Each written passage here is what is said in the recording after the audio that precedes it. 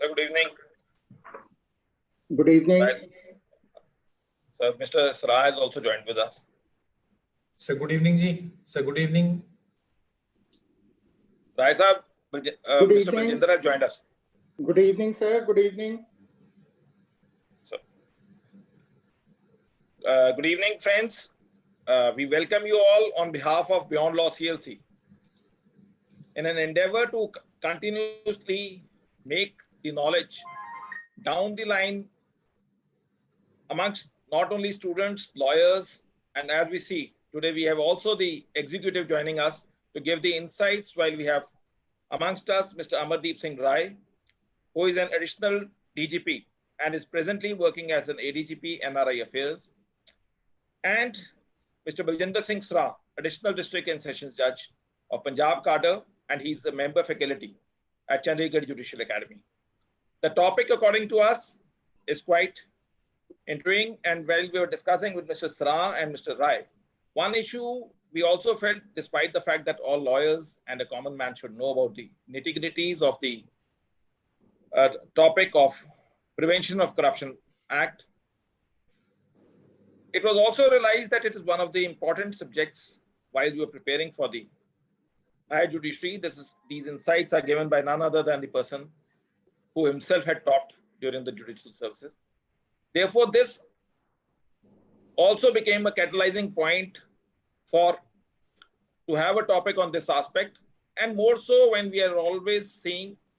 I'm just reminded while we were in the courts, one of the judges, I will just refrain on that, he said, initially there was corruption and now we are scams. So how do we define that, the corruption and the scams? What are the subtle differences between the corruption and the scams? As to how we will tackle with it, it will fall within the same or not, that is also one of the issues. For the participants who are watching us, Mr. Rai is an IPS officer and he has served in police chief as Faridkot, Sangrur, Patiala and Ludhiana. And he went on deputation to work with the Government of India in Intelligence Bureau. And after returning from the IB, he had worked with Punjab Police Headquarters and thereafter in the Punjab Vigilance Bureau. Once he had been at the helm of the vigilance, we thought that this is one of the topics which could help us to have the insights. Another issue why we had taken all these two speakers were, why not have a knowledge on the legal aspects as well as the police, which faces its challenges when there are cases which are tried under the Corruption Act. Mr. Sra would give us the legal insights, coupled with this, as usual, being an erudite speaker. He will be also enlightening us as well as the students who have connected with us to the aspects as to how this topic would be relevant for their judicial preparation. Mr. Rai would be giving us what we say, peep into this entire dark alleys which keep in the minds of anyone as to what are the challenges which are faced by the police while these cases are being tackled. So I am saying we are blessed that we have a coin which has both the sides, the judicial as well as the executive. And we can have the flip of both and have the knowledge to be cherished on a weekend. And Mr. Sra was, while we were discussing as to how does people receive on the Sundays? I said, whenever there's a good food, people just throng to eat it because as we have seen during even the social distancing, the good food is always cherished, so much so people started making good food, going through the YouTubes, etc. So good food for the mind and the mind and the brain is always cherished by all. Welcome to both of you. Over to you, Mr. Sra. And we will have question and answers being taken up. So they can be posted around 5:40. Both the speakers have consented to give their insights on the said subject. Over to you, Mr. Sra. Thank you, Mr. Vikas. Thank you so much for inviting me again to share this platform to speak on this intriguing topic of Prevention of Corruption Amendment Act 2018 analysis. First of all, I thank Mr. A.S. Rai, who has agreed to share this platform with me and give his insights on the said topic. I welcome him also, and I thank him for joining with me on this platform. I welcome all the participants who have joined us today in the evening to share this, the insight on this topic. I hope this will prove to be fruitful. Now, before I commence this topic, I have to make two caveats.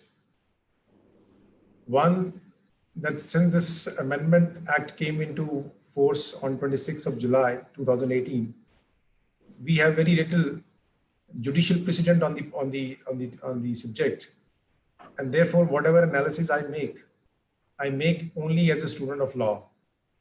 Second, that whatever opinion I hold, it is subject to the variation or change by the constitutional courts who are going to interpret the different provisions of the Amendment Act. Now, with this two caveats, I begin my topic. Now, the United Nations Convention Against Corruption 2005 was ratified by India on 9th of May 2011. It obligated the member states to bring in tune their domestic legislation with the international principles. Consequently, the Prevention of Corruption Amendment Bill 2013 was conceived. Now, this Amendment Bill of 2013 was drafted on the lines of UK Bribery Act of 2010, which is one of the very vast legislation covering both private as well as public sector bribery and corruption. Now, this was referred to the Select Committee, Standing Committee by the Parliament, and thereafter its report came in February 2014, making further amendment to this bill. One of the recommendations made was that this bill should be referred to the Law Commission. In deference thereto, the bill was referred to the 20th Law Commission, which furnished its report number 254 in February 2015, making further recommendation of changes in the bill. Some of the recommendations were accepted, some were not accepted. And then finally, after a lot of heckling, the Parliament passed the Prevention of Corruption Amendment Act 2018, of which the analysis we are going to make today. Now, before I commence the analysis part, I would like to cover the journey of the anti-corruption legislation from 1860 till the Amendment Act of 2018. Now, by this, we will be able to make a comparison that whether this Amendment Act of 2018 has rationalized, simplified, and clarified the anti-corruption legislation, or it has weakened the said legislation. Now, the anti-corruption legislation dates back to 1860, when a Chapter 9 was enacted in the Indian Penal Code relating to offences committed by or relating to the public servants from section 161 to section 165. Now, this was supplemented by the Criminal Law Amendment Ordinance 1944, which related to the attachment of the property which was derived from the offences committed under these provisions.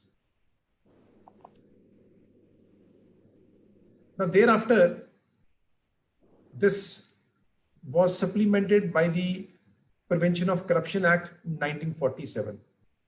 Now, this Corruption Act of 1947 was a wartime legislation because of the Second World War. The conditions which emanated thereupon made the legislature enact the Prevention of Corruption Act of 1947.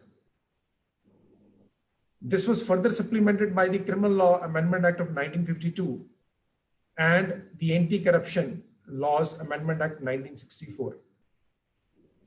Now, if we examine the structure under the IPC and thereafter under the Prevention of Corruption Act 1947, principally we found that Section 161 IPC punished the soliciting or accepting of a bribe by a public servant in relation to his official acts.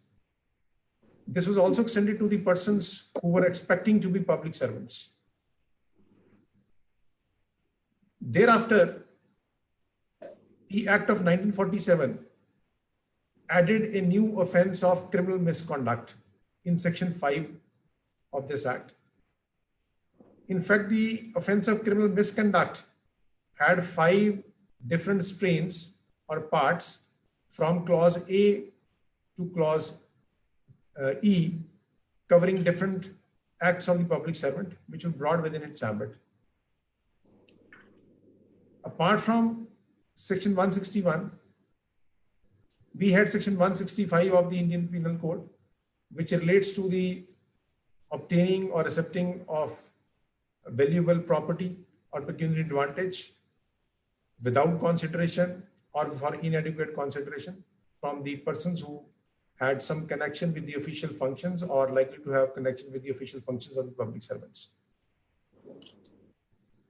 Now, this entire legislation of the IPC plus the Prevention of Corruption Act 1947, along with the Amendment Act of 52 and 64, they all were scattered. In order to consolidate this entire piece of legislation, the Parliament enacted the Act of 1988. So in the Prevention of Corruption Act of 1988, we had all the offenses which were hitherto scattered in the Indian Penal Code, as well as in the Prevention of Corruption Act 1947. But in all this legislation, one of the principal or noteworthy feature was that it catered to the demand side of the corruption, which we call also as passive corruption.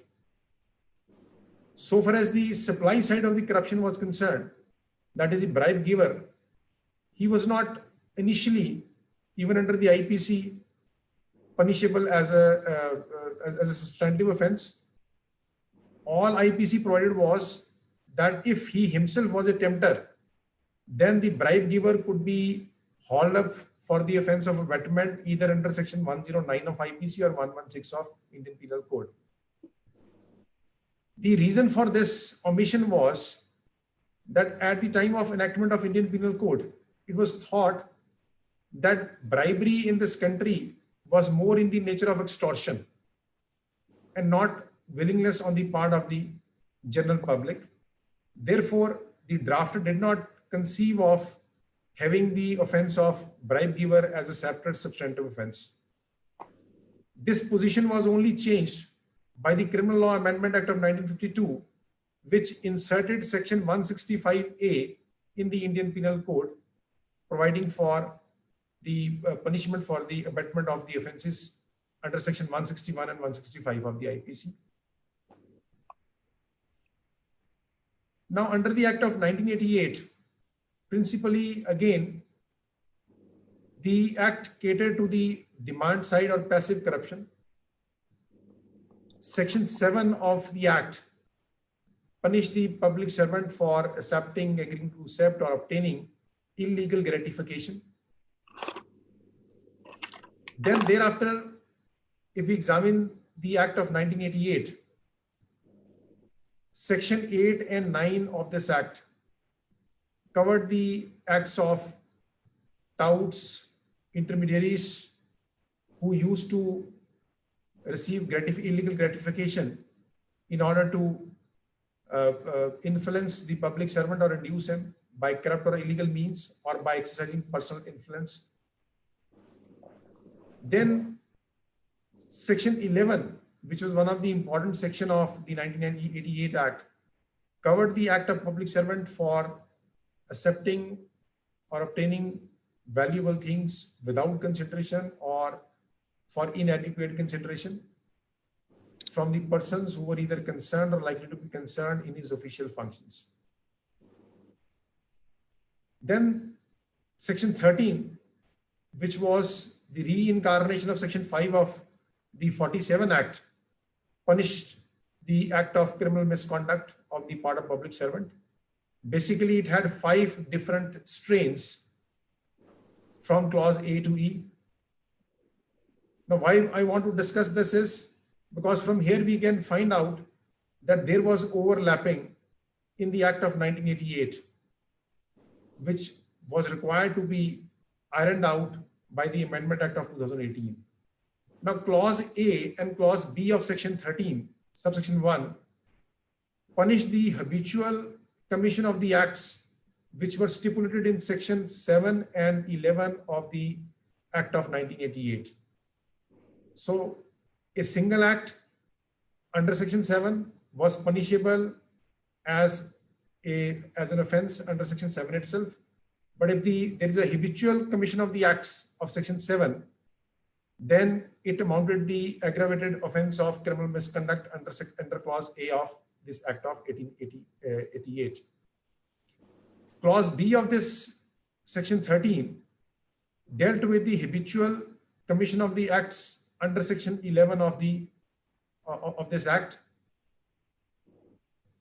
Similarly, clause C, it punished the dishonest or criminal misappropriation of the property which was entrusted to the public servant or allowing any third person to do so. Clause D, which was one of the important features of the Act of 1988, dealt with the abuse of public office and obtaining pecuniary advantage for any person or for himself by abuse of office, by corrupt or illegal means. And the third wing of this clause D was very important because it punished the obtaining of any pecuniary advantage for any person without any public interest. Then clause E dealt with the disproportionate assets.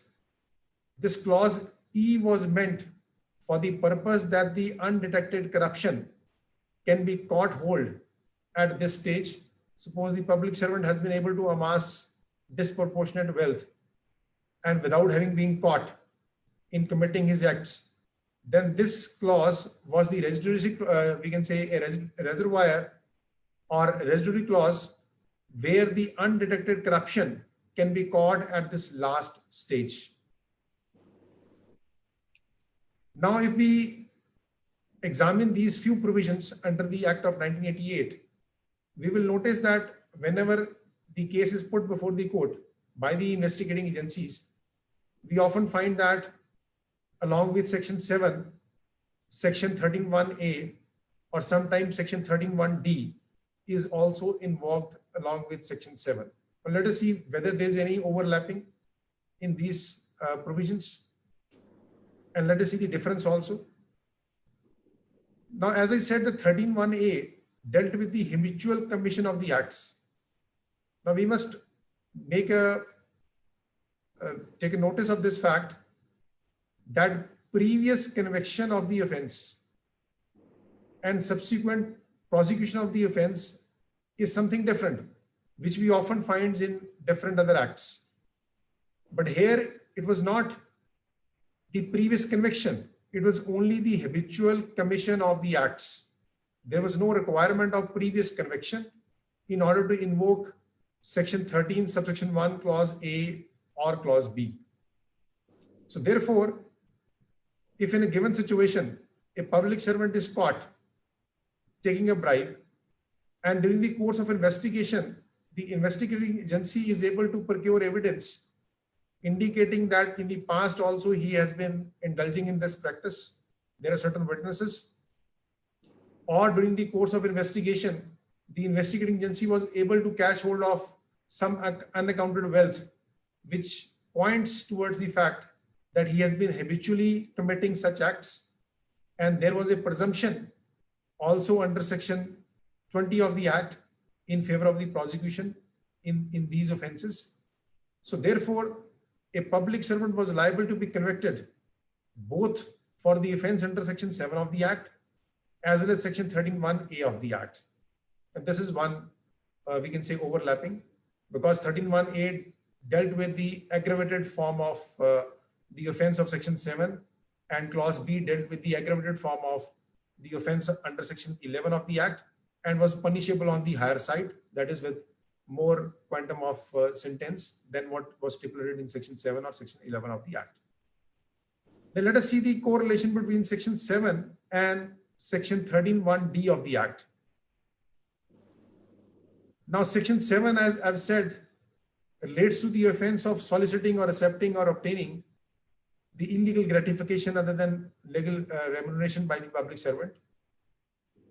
Now, if the acceptance of the bribe was not preceded by any demand on the part of public servant, then he can be only prosecuted and convicted for the offense under Section 7 of the Act.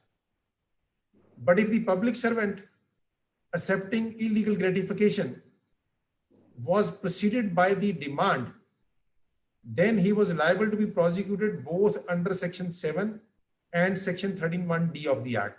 So we can see the slight difference as well as the overlapping in all these provisions. If there is a demand and plus acceptance, then both Section 7 gets retracted as well as Section 13(1)(d) gets retracted.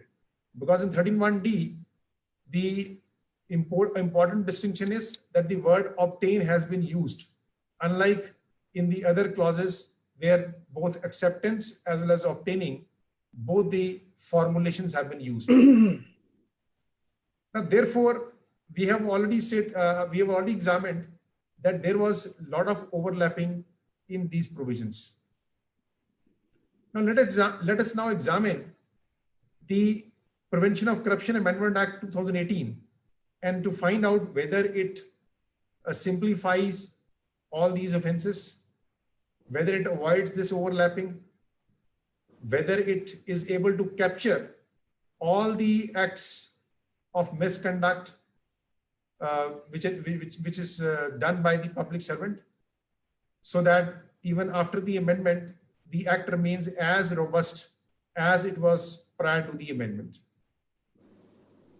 Now, in this context, if we examine the first section, that is Section 7, now let us see the structure of the amendment. Section 7 has been substituted by the Amendment Act of 2018. Then Section 8 and 9 of the previous, that is pre-amendment act, have been clubbed together with some modification and have been put under Section 7A after the Amendment Act of 2018. Section 8 of the post-amended act now incorporates the supply side of corruption, that is active bribery, and punishes the bribe giver for the offense under Section 8 of the Act. A small window has been kept open for the bribe giver, that if he reports this act to the law enforcement agencies within a span of 7 days, then he can save himself from the prosecution of the offense. Second, if he participates in the trap cases by helping the enforcement agencies by informing them, then also he is not liable to be prosecuted for the offense under Section 8. So therefore, 8 now punishes the act of any person to bribe a public servant by inducing or by giving him some bribe or some undue advantage for the improper performance of his public duty. Then Section 9 and Section 10, these have been newly added, and it deals with corporate corruptions. Section 9 makes a company or a corporation liable for the offense of giving bribe, either to retain the business or to retain advantage in the business. Then Section 10, it imposes vicarious liability on the directors or the office bearer of a company if they are not able to show on record that they have not put adequate procedures to prevent bribery in their companies or corporations. So on this aspect, probably my co-speaker would be taking up this area in detail. Then Section 11 has been modified a little bit. Instead of pecuniary advantage, etc., now the word employed is undue advantage. The word agrees to accept has also been deleted from this provision. Then Section 12 of this newly added this post amendment. Now this basically clubs now section 10 and section 12 of the previous act. Now all the offenses, that is abatement of all the offenses under the act, have been put together in section 12 of the act. Earlier they were scattered in section 10 and 12. Then section 13, which deals with the offense of criminal misconduct by a public servant, this has been drastically changed. Now it has done away with clause A, clause B, and clause D. Only two clauses have been retained. Clause C of the previous act now goes as clause A under section 13(1)(a) of the new act, and clause E becomes clause B now with some plastic surgery. Now the wording used is if he intentionally enriches himself illicitly. The wording has been taken from the United Nations Convention Against Corruption.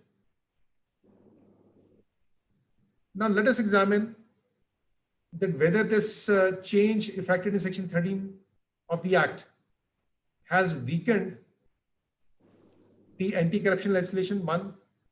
2, whether the deletion of these clauses from section 13 have been taken care of by the legislature in section 7 of the act. Now, so far as clause 1, clause A and clause B of 13(1) of the pre-amended act is concerned, I've already stated that it dealt with the habitual commission of the acts by a public servant under section 7 and section 11 of the act. Now this stand deleted. Now with this deletion, a single act of corruption by a public servant, either under section 7 or section 11, or the habitual commission of the acts under these two provisions, this distinction has been obliterated. It is no longer there. It would have been advisable that had a provision been added in the shape of an explanation, either under section 7 or under section 11, indicating that if there is an evidence of habitual commission of the acts under this provision, then a public servant would be liable for a higher quantum of punishment. Now the courts will be having a range of punishment under section 7 and section 11. So therefore, even if as of now there is evidence of habitual commission of these acts, the court can definitely take this factor into account for imposing the punishment in the higher range. Suppose 7 years is the maximum punishment provided under section 7. Then if there is a evidence of habitual commission of such acts, then the court can go for the punishment on the higher side. Now, so far as clause C is concerned, that is dishonest or criminal misappropriation of the property, this has been retained as clause A of the act under 13(1)(a). Now let us examine 13(1)(d). Now 13(1)(d), I've already said that it had 3 wings. There were 3 parts, there were 3 strains to 13(1)(d). So far as the first one is concerned, it dealt with the obtaining for himself or for any other person by corrupt or illegal means any valuable thing or pecuniary advantage. Now this first strain stands incorporated in explanation 2 to section 7 now. Now if we examine the second strain or wing, it says by abusing his position as a public servant, if a public servant obtains for himself or for any other person any valuable thing or pecuniary advantage. This second strain stand also incorporated in the explanation 2 to section 7 of the post-amended act. However, the third wing, that is while holding office as a public servant obtains for any person any valuable thing or pecuniary advantage without any public interest. Now this no longer exists in the provision of section 7. Now one of the idea of deleting this was that where there is no dishonest conduct on the part of public servant, and he has not abused his public office, and he has taken a decision which in the hindsight appears to be faulty or improper, causing loss to the public exchequer and causing gain to some third party, then he should not be prosecuted, because at the point of time when he took the decision, his decision was honest, though in the hindsight it turned out to be a wrong one. So that was the whole idea of deleting this third part of this section 13(1) D part 3. Now, next important provision is the provision of section 19 dealing with this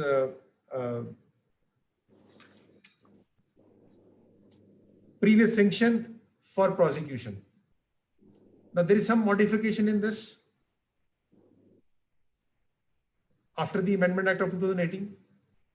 The protection has now been extended to the public servant even after demittance of the office. Earlier, it was available only when the public servant was holding the office which he is accused of having abused. So if he was not holding the office which he has abused, then there was no need to obtain the previous sanction from the competent authority by the prosecuting agency, and it was not a rider upon the court from taking cognizance. But now its protection has been made in pari materia with section 197 of Code of Criminal Procedure. The next important change is that in respect of complaint cases,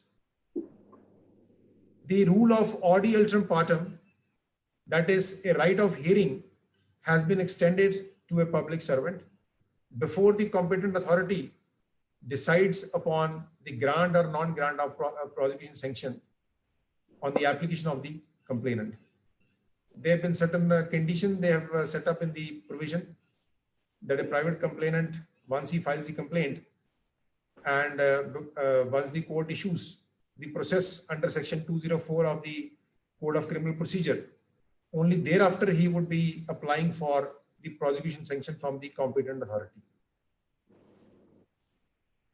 The next and the most vulnerable provision of the Amendment Act is section 17A.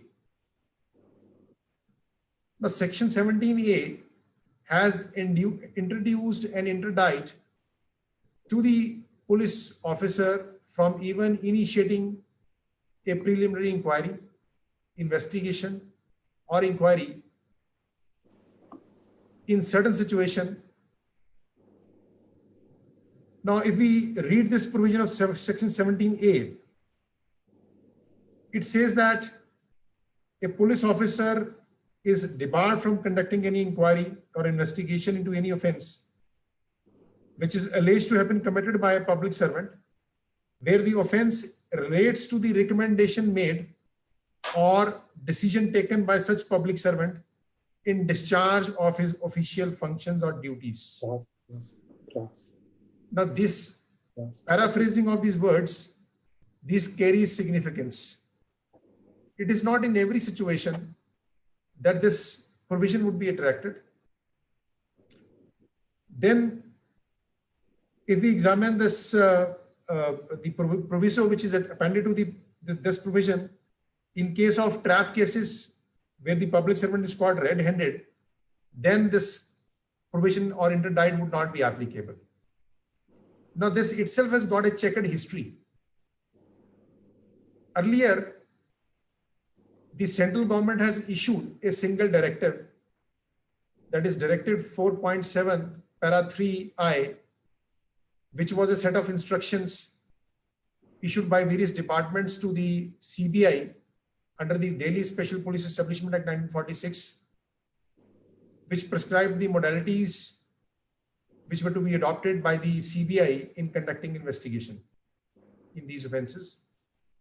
Now, this directive issued by the central government was meant to protect the decision-making level officer of the rank of Joint Secretary and above in the central government or who are on deputation or other public sector undertaking of the central government.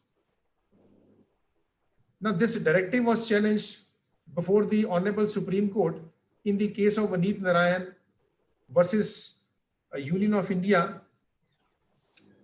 in 1998 Supreme Court. Now, here the Honorable Apex Court struck down this executive instruction on two counts.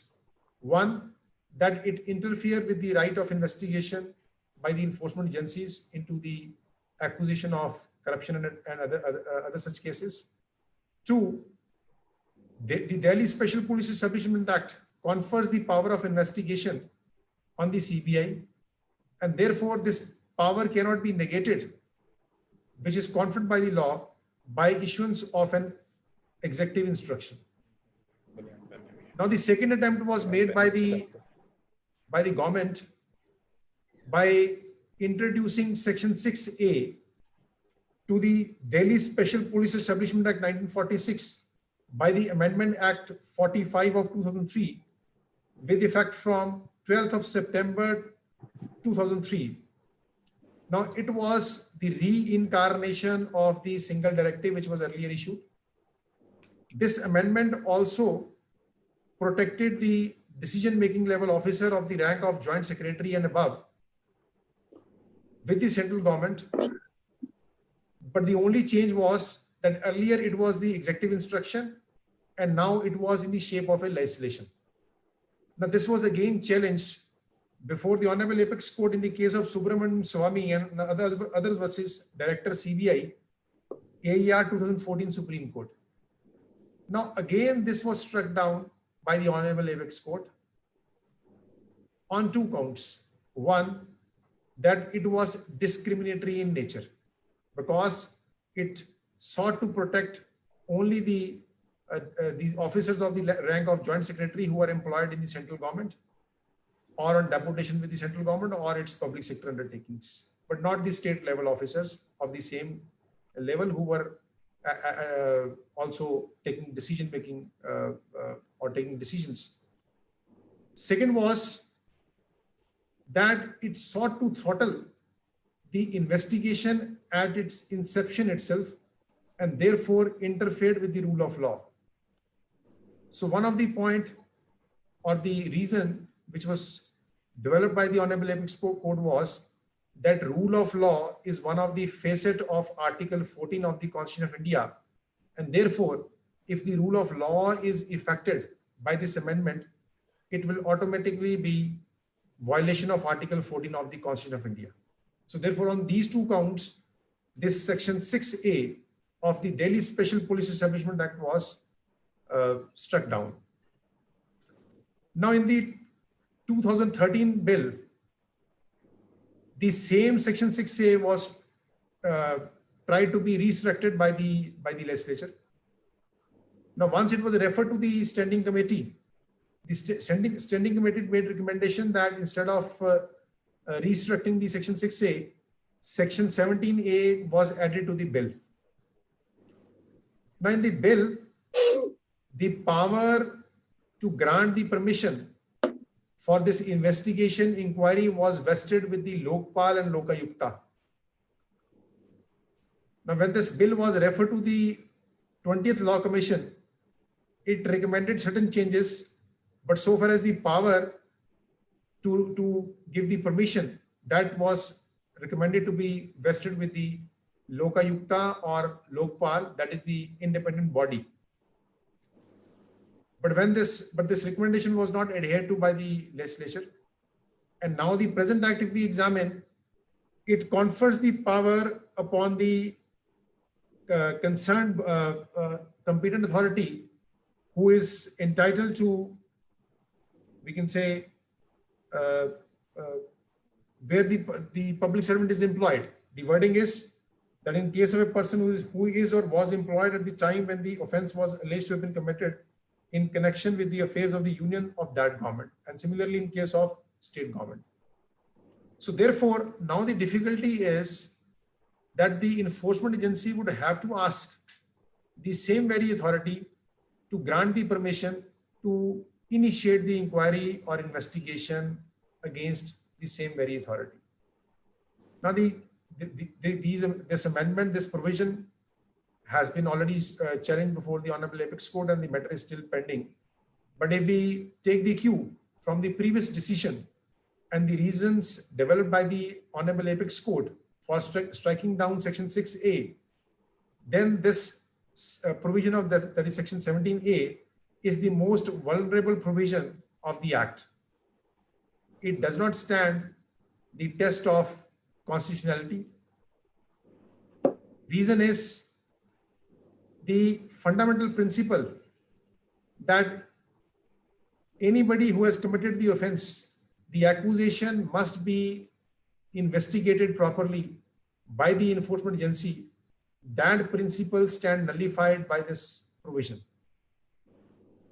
Then last part which I would like to make refer in this Amendment Act is that there are certain other seminal feature of the Amendment Act which are refreshing in nature, that it has fixed a timeline of 2 years and the outer limit of 4 years for completing the trial of the offense under this Act.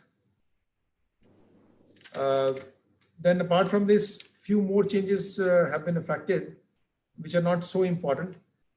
But if we analyze the entire Amendment Act vis-a-vis the pre-Amendment Act, then definitely this Amendment Act has simplified and has removed the overlapping which was existing prior to this Amendment Act. Like I've said that Section 7 and 13(1)(a) were overlapping, Section 7 and 13(1)(d) were overlapping. Now these have been merged together in Section 7 of the Act, and now we have a comprehensive provision of Section 7 which deals with the demand side of corruption or passive corruption on the part of public servant. Apart from that, we have Section 11, which will be able to capture the other corrupt practices adopted by the public servant. And then we have Section 13, that is the offense of criminal misconduct, where the criminal misappropriation plus the illicit enrichment, intentional enrichment has been made an offense. So therefore, now we have practically 3 offenses so far as the public servant is concerned, that is Section 7, Section 11, and Section 13. And then so far as the aiders, abettors, and intermediaries are concerned, we have only a single offense of Section 7A. And then Section 8 deals with the active offense of bribe giver. 9 and 10 deal with the corporate corruption. So therefore, it has been simplified and rationalized to a larger extent. But if we examine Section 17A, that is the probably only hindrance to my mind, which weakens this act, because the reason is that earlier the protection was meant only to be granted to a certain decision-making level officer, but now 17A, which is now as of now on this statute book, it tends to protect all categories of public servant in respect of any recommendation or any decision taken by them in discharge of their official functions. One point I would like to make more is that the earlier formulation of illegal gratification has now been transformed to undue advantage. Now, this undue advantage term has been taken from the United Nations Convention Against Corruption 2005. If we examine the bill of 2013, there the word employed was financial advantage and any other advantage, which was taken from the UK Bribery Act of 2010. Subsequently, it was changed to undue financial advantage and other advantage. But the Law Commission recommended that this formulation will create a lot of confusion and generate a lot of litigation. Therefore, they took to the formulation of undue advantage. But in its contents, the definition of illegal gratification has been incorporated in the concept of undue advantage. So it is just like putting an old wine in a new bottle. So we have changed the nomenclature from illegal gratification to undue advantage, but the definition or the content has remained the same. So as such, there is no change in the same. So Mr. Vikas, probably I'm done with this analysis part, and probably you can invite Mr. Rai. Yes, yes. Before we invite Mr. Rai, I'm just reminded that they say once it is an ECG line and if it is a straight line, it is a threatening to life.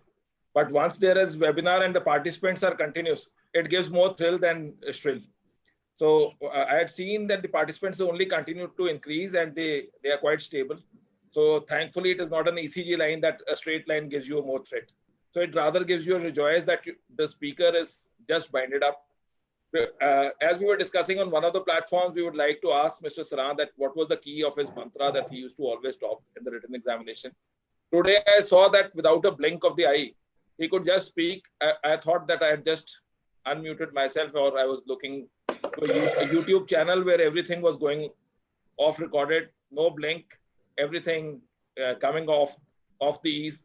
It was, I'm just reminded that what we used to say was Saurav Ganguly, that he was the god of the East.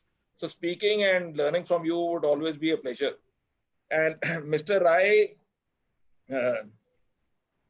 we thought that where Mr. Rai is there is the best way to have the insights. And those who have been connected with Punjab, they know that the manner in which he executes and helps to perform is also an inspiration for not only for us, but also an inspiration down the line.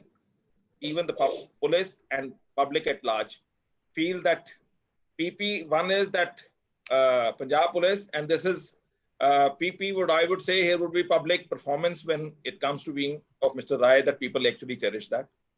Mr. Rai would be giving us the insights, what are the challenges which the police faces and how they are tackling it. But of course, we will not ask him that what are the traps which we can have the lapse, and one who wants to do corruption is aware of that. Before going, I'm just reminded that in corruption, they are saying there are always three ways of doing a bid. And whether it is actually true, they say there is one shukrana, if one sum does work, then is nazrana, and then is jurmana. So whether the police taps when there is a jurmana, or they can also tap once there is a nazrana or shukrana, that will be another aspect which we will ask Mr. Rai. Over to you, Mr. Rai. Mr. Vikas, probably the sir would also take up the corporate corruption, which I left, that is section 9 and 10. That would also probably, you can make the request to Mr. Rai is a corporate corruption he will do. But at least one thing I can say with the cooperation, that is, once you are cooperating, both the things will go well. Over to you, Mr. Rai. Thank you. Let me begin by saying that it is a great pleasure to be part of this webinar. Mr. Baljinder Saran, my longtime friend, I had an opportunity to physically meet up with him as part of preparation for this webinar. I also got speaking to Mr. Vikas Chatrath as part of this webinar, and from Mr. Chatrath, I learned his progressive way of thinking with respect to law, that law should not be confined just to law as such, but law should be thinking in a much, much wider way. And this is where I will begin my talk on dealing with corruption. Mr. Baljinder has highlighted some of the obstacles which have been put in place because of the new legislation. I personally believe that obstacle is not an obstacle. Obstacle is the way, because it is only when you are tested with the obstacle that you find the way. I'll also, as part of my presentation, deliberate on what were the limitations we were facing with respect to the previous Prevention of Corruption Act in its implementation, what were the problems we were having, and then I'll also highlight the positive aspects of the new legislation, how it brings within its ambit corruption which had remained outside the ambit of the previous law. So, to begin with, the problems which were part of the previous, the screen has disappeared.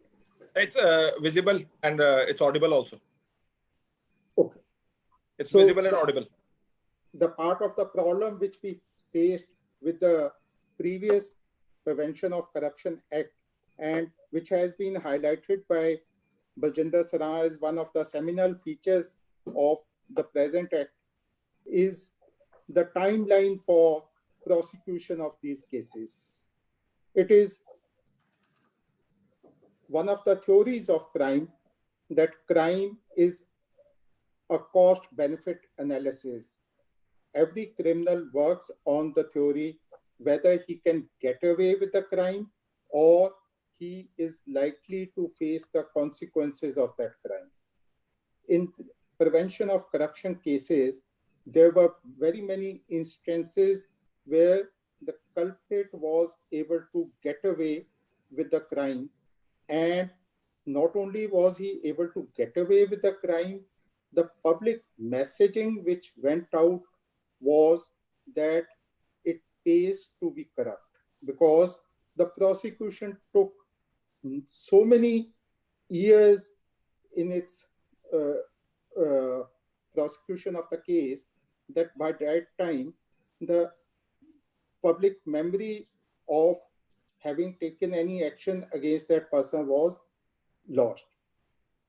As member of the Vigilance Bureau, as part of the Vigilance Bureau Punjab, I became a member of Transparency International and had an opportunity to attend to one of their seminars in Delhi. And it was disclosed in that seminar by the CVC that average time they had worked out all over the nation for prosecution of a normal corruption case was 8.5 years.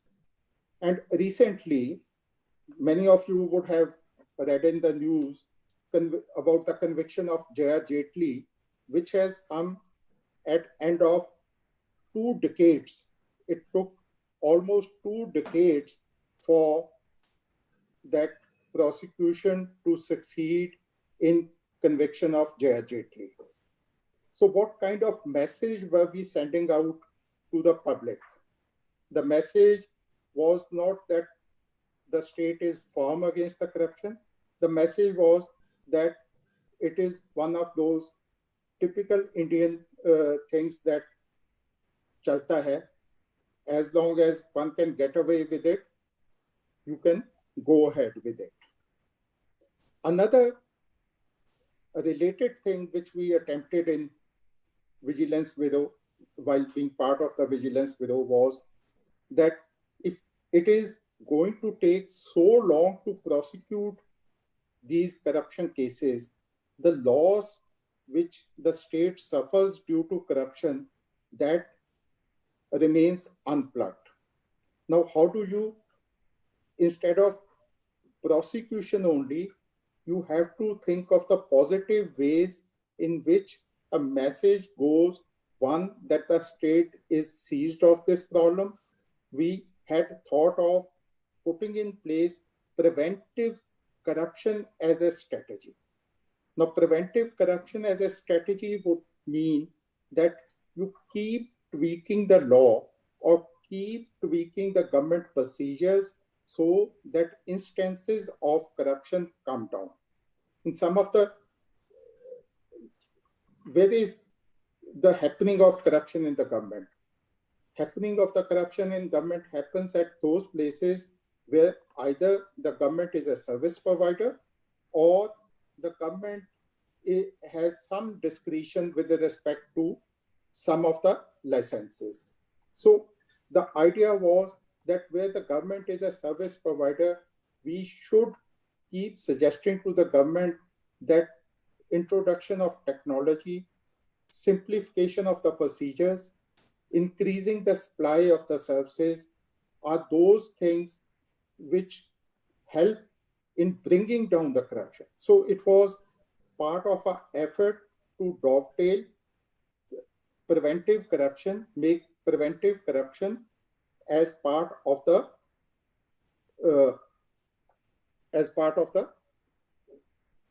this thing. Besides these two, this law, another limitation which we faced in the previous act, and I do not know whether this limitation is going to be sorted out in this act or not, because it involves something which is specific to the Punjab Vigilance Bureau.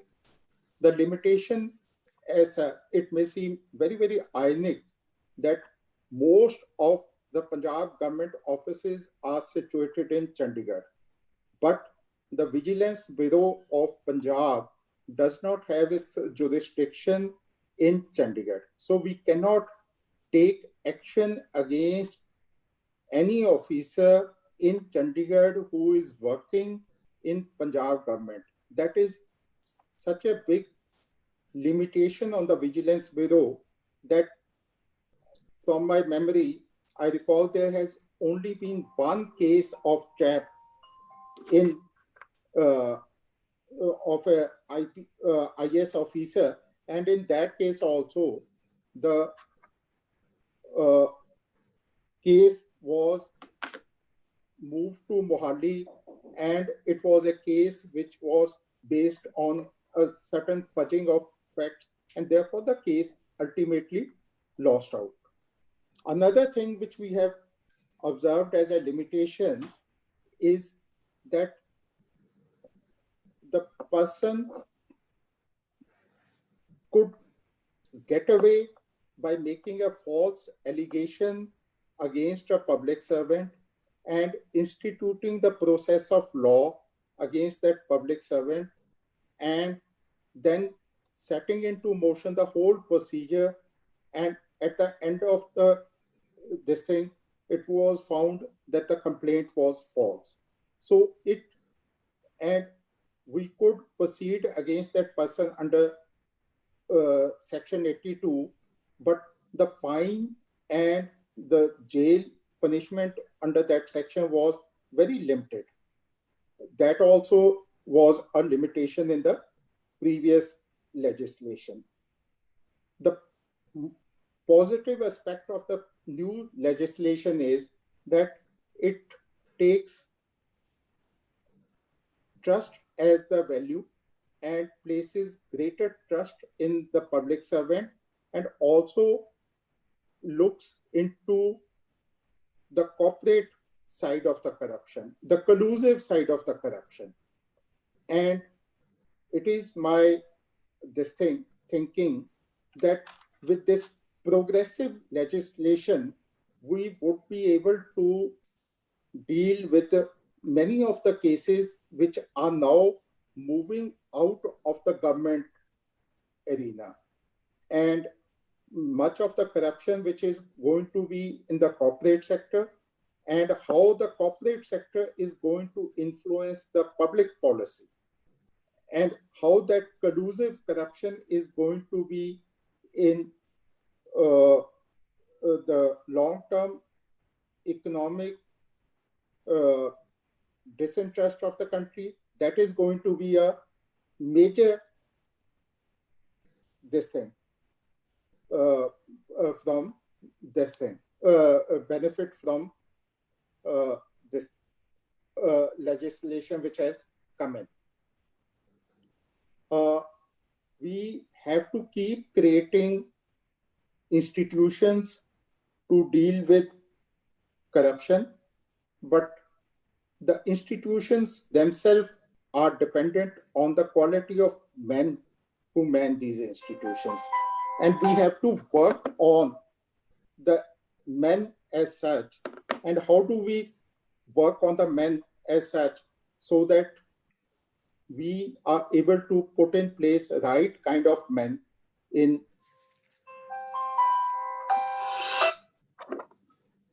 साथ में webinar बात करता.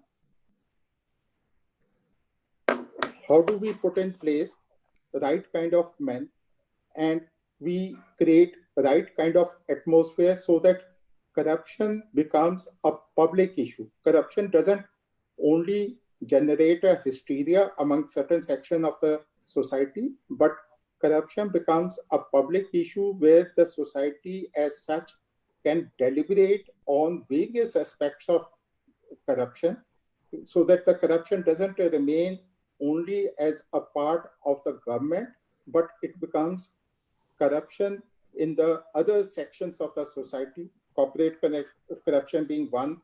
So that for this, we have to have a certain progressive legislation and we have to empower our citizens so that the citizens become aware of their rights.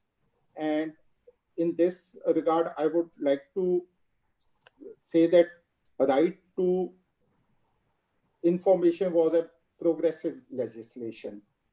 Now, the use of technology is going to be another thing which is going to bring people. It's a good thing that we are deliberating on these issues today, and these issues are becoming part of a public debate.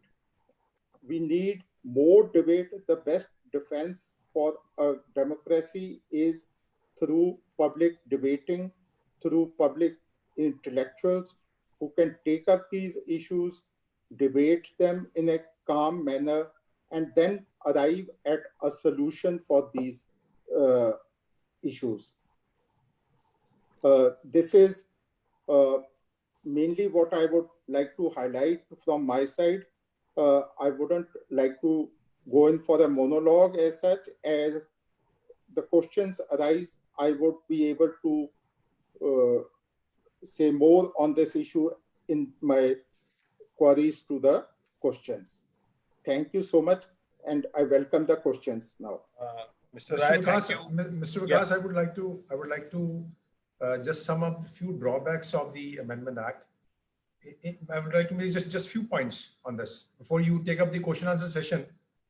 If you give me, I will just, Mr. Sram, for a minute. Friends, though we have posted on the chat box itself, but as Mr. Sara and Mr. Rai are there, they have consented that they will take the questions because we felt that the personal knowledge to the aspects as to how it can be resolved, that would be the best way forward, because they say that books always give the insights, but the practical aspects are there, because that is why in education also we give insights to the book reading plus the practical knowledge. So the practical knowledge along with the judgments, we will look forward in this. We also have amongst us as one of the participants, I'm seeing Deepak Bajaj, he also takes classes. We will also have his insights before that. And just 1 minute more, Mr. Sara. I'm reminded when Mr. Rai said that this initiative is good. I'm just reminded that they said that the thoughts becomes your words and your words become your action. And when action actually becomes into reality, that's the way to move forward. And over to you, Mr. Sram. Yes, I would like to make just a couple of points on the drawbacks of the Amendment Act of 2018, because earlier I had to cut short my presentation. I had exceeded my time limit.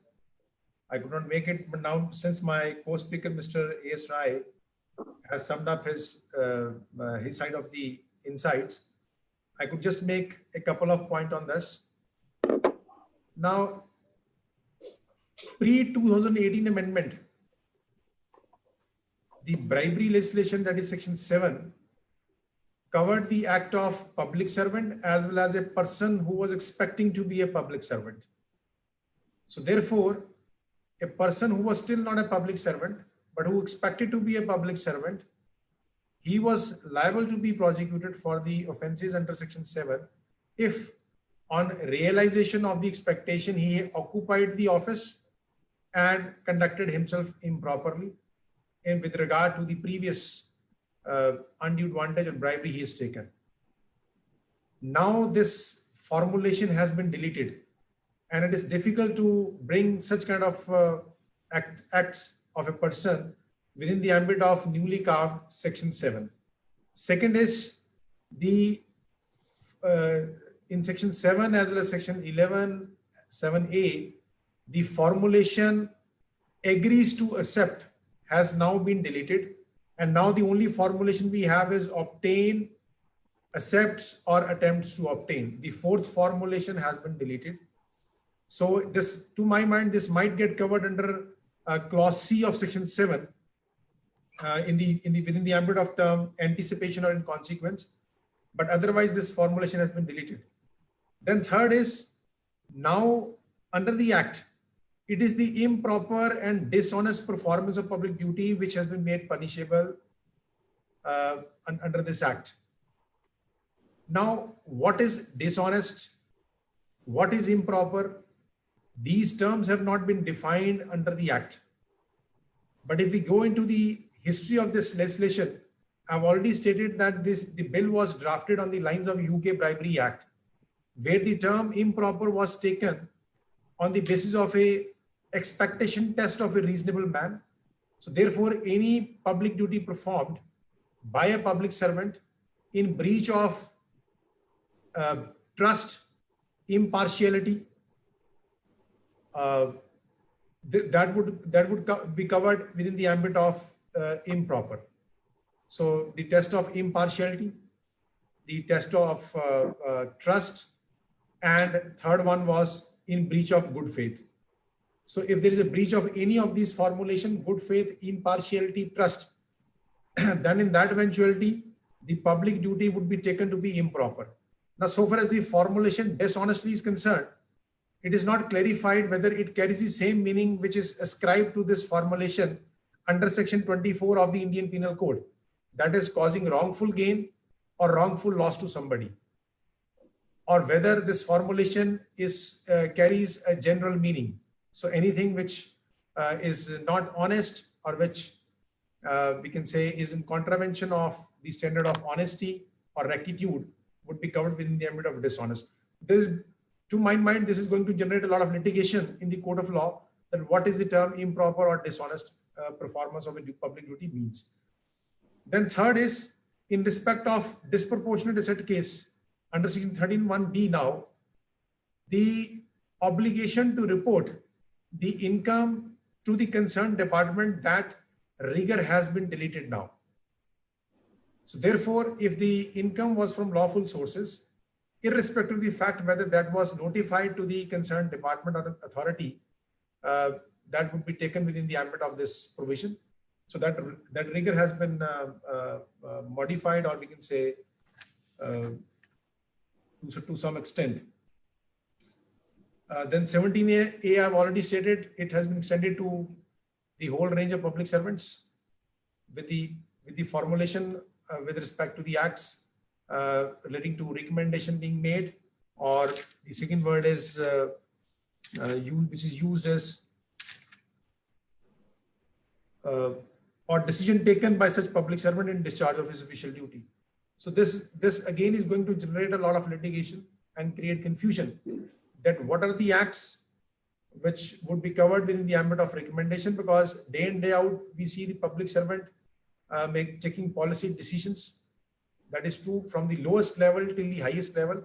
So giving the omnibus protection of umbrella under this provision to all public servants, irrespective of the designation, may prove to be counterproductive, more so when there is no independent authority to whom this function has been given of grant of permission under 17A. This vests with the same department where the public servant is working.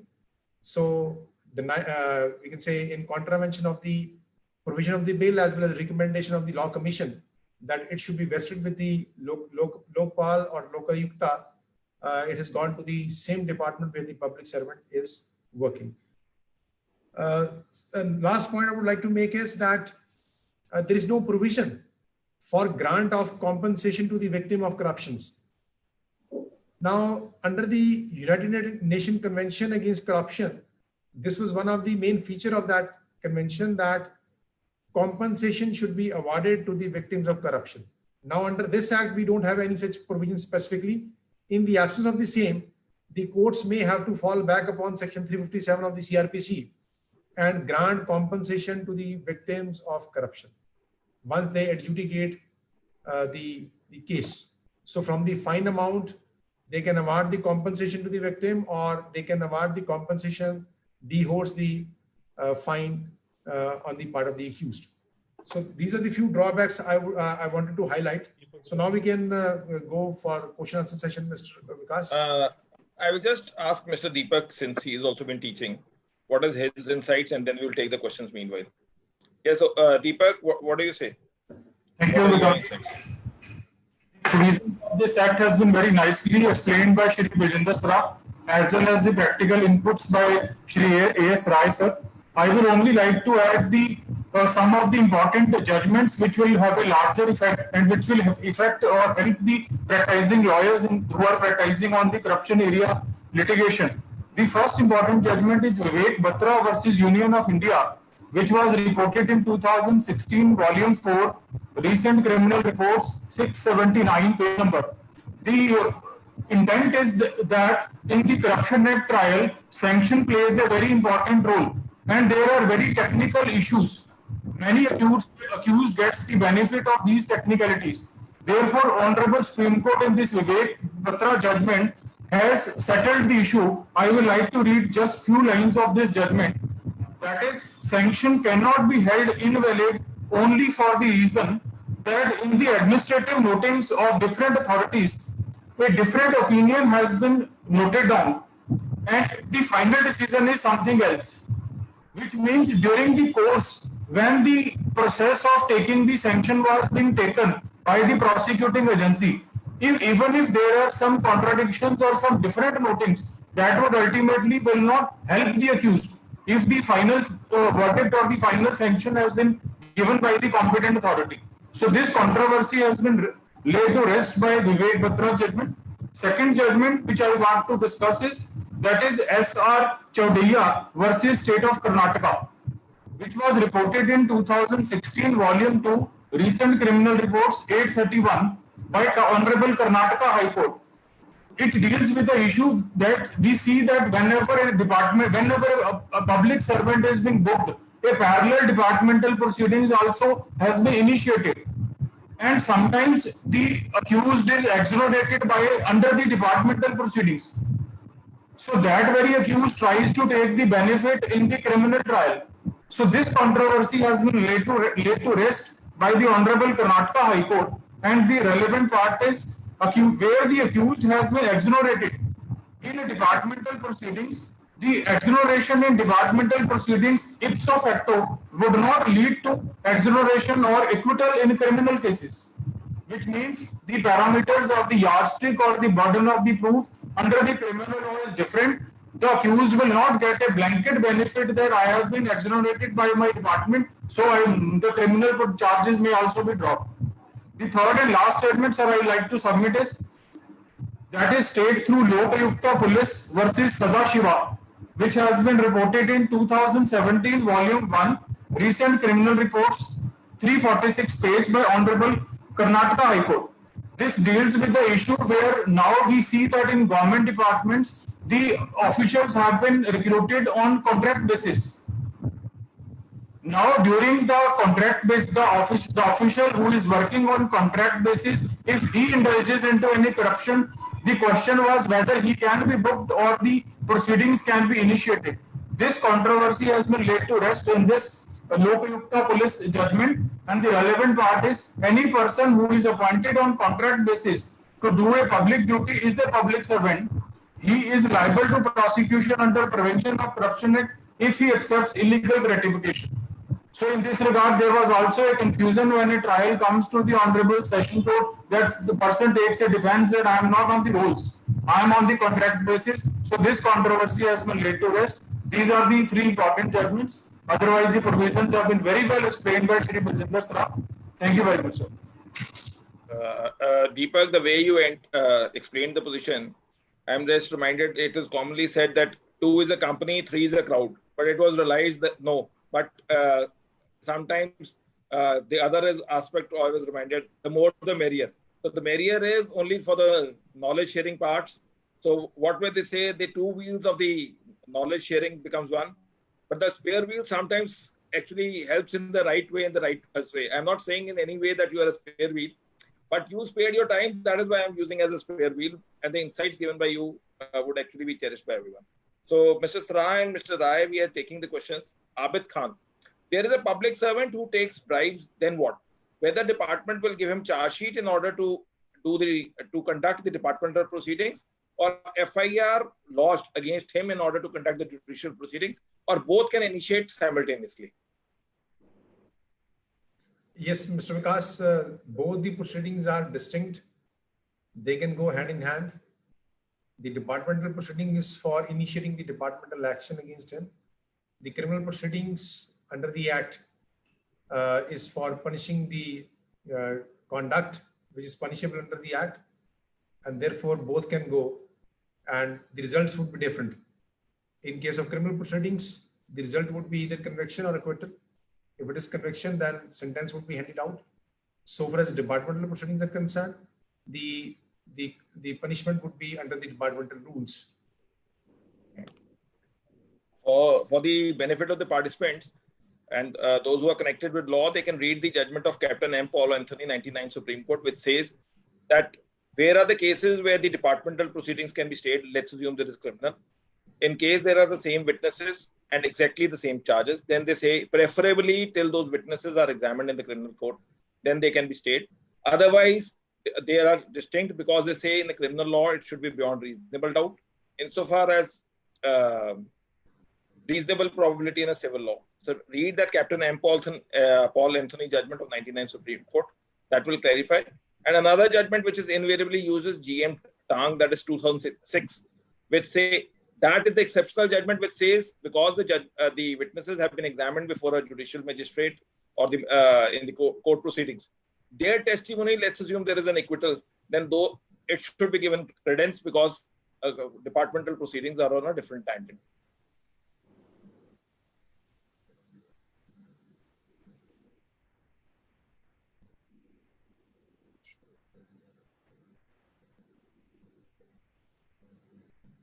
Departmental proceedings. Parveen Kumar. In a Haryana police, after getting money from accused, the FIR is not being lodged against the accused, nor evidence is being collected by the complainant. Rather, to the contrary, same is being destroyed. Is there any remedy to take action in such a case? Yes, this so far as this the factual matrix which the participant has shared, from this, the offences under the Indian Penal Code as well as under the Prevention of Corruption Act, both are made out. So therefore, FIR can be lodged. Criminal complaint can also be lodged, and accordingly, the proceedings can be taken in the court of law on both the counts. That is the IPC offences also as well as the PC Act offences also, and there both way the remedies are available. Either the FIR can be lodged or either the complaint can also be filed in the criminal court. Today, I am seeing that since all the speakers have given the flip, rather persons are asking their personal queries as what could be the situation. I will not name the person because he sent a text privately. He says, I want to ask the following question. I've been personally facing demands from a government official. And do we have a scheme to protect a whistleblower? In case it's not, it becomes very difficult for me to expose this issue. But what can be the remedies to protect myself and expose such officials? Let Mr. Rai answer this. I would say that if a person has got a particular complaint against a particular official who is demanding some sort of gratification, the right option for him would be to approach the next senior official and bring it into his notice that so and so is demanding illegal gratification from me. And it would be incumbent upon the next senior officer to put in place a particular sort of structure wherein that officer who is demanding illegal gratification can be brought within the ambit of law and action can be taken against him. No, sir, he's also asking another question is that can he have a right of his protection? Let's assume he says, I'm willing to expose someone, but what protection I can be granted?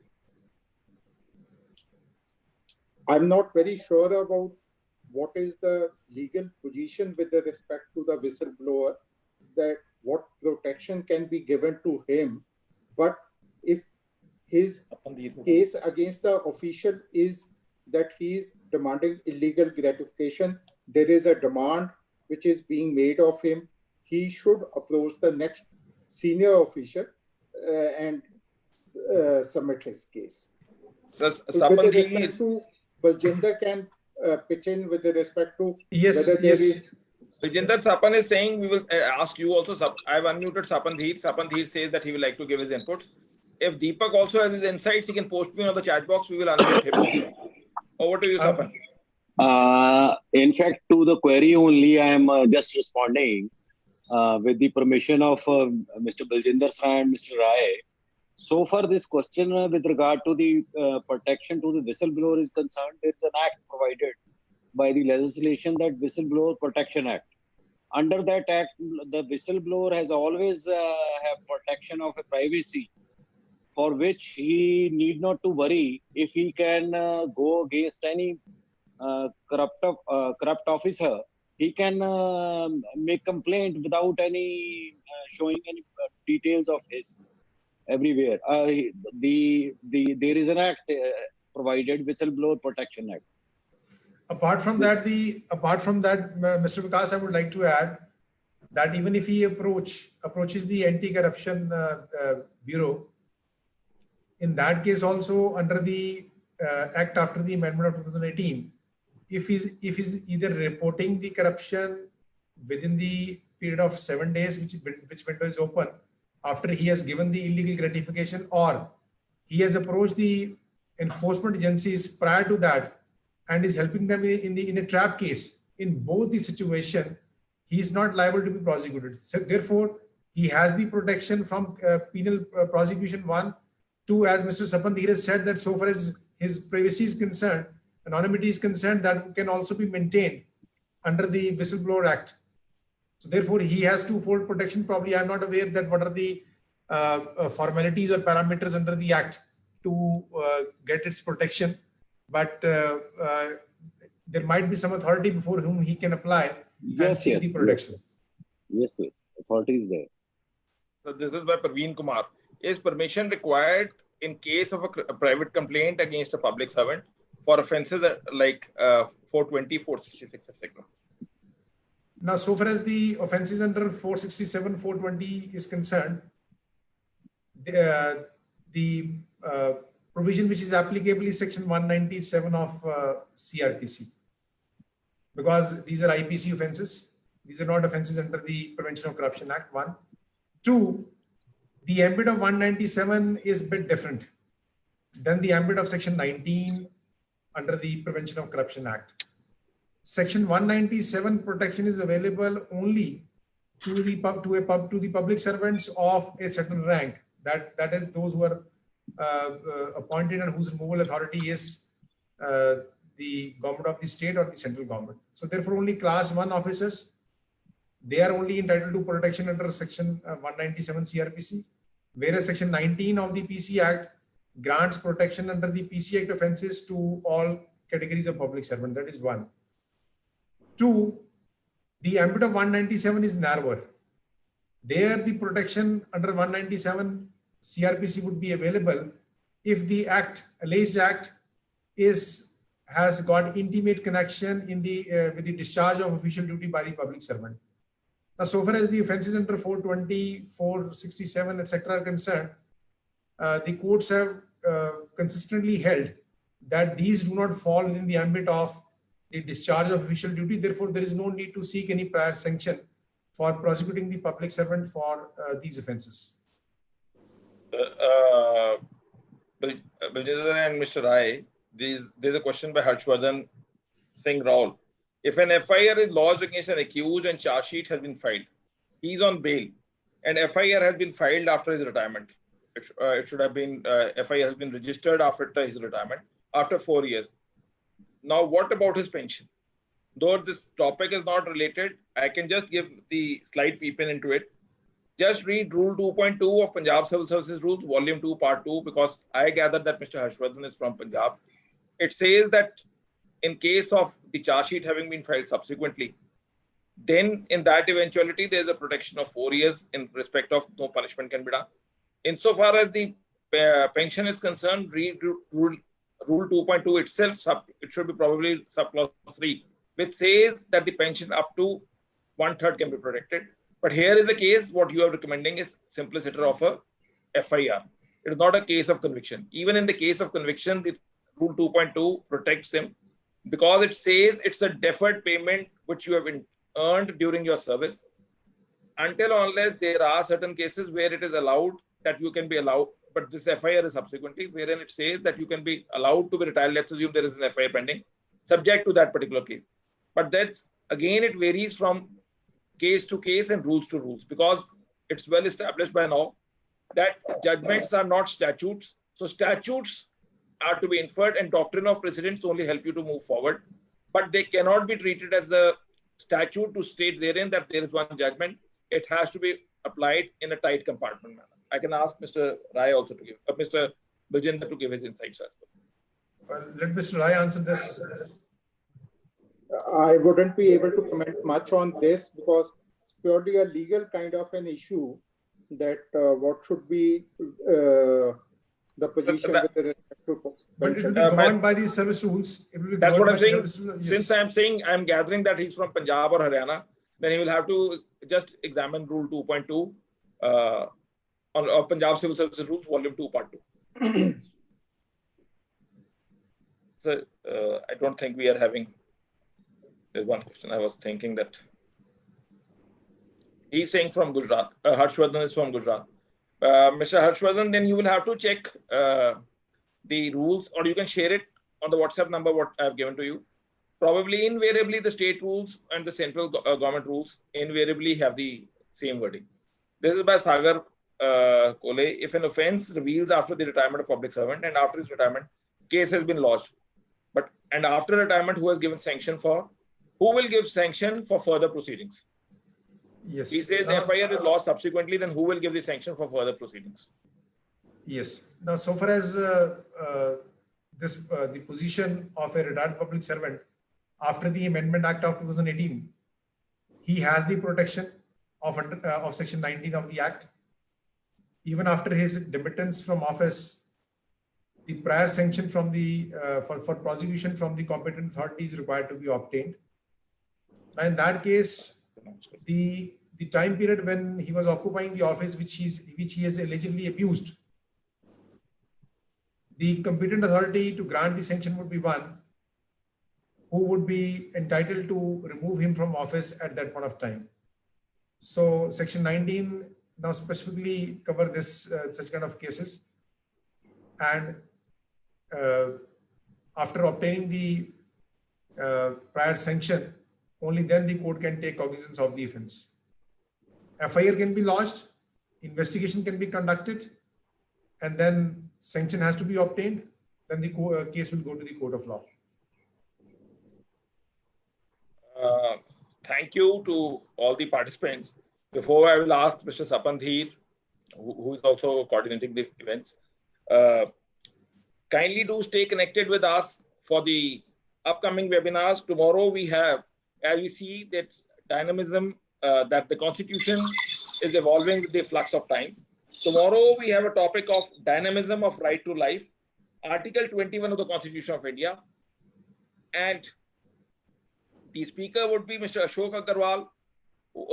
I can say, at least I haven't heard of. He's the only person who has been the senior standing counsel of UT. Advocate General Punjab, because those who are not from Punjab Haryana High Court, I can apprise them. The Advocate General for Punjab, State of Punjab is separate, and Advocate General for State of Haryana is different.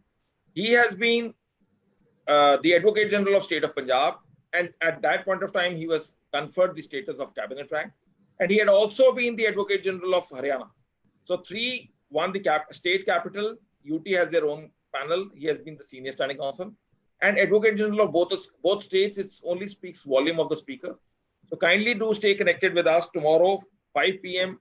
Invariably on weekdays, we keep it at 4 p.m. But tomorrow being a Rakhi, we thought that let's have a deferred program for 1 hour so that, but as they say, the sisters and brothers would also love to have knowledge sharing on that particular day. That gives them an impetus. Simplicitous Rakhis gives them the pleasure, but a knowledgeful brother or sister is always a pleasure. I will ask Mr. Sapan to propose a vote of thanks.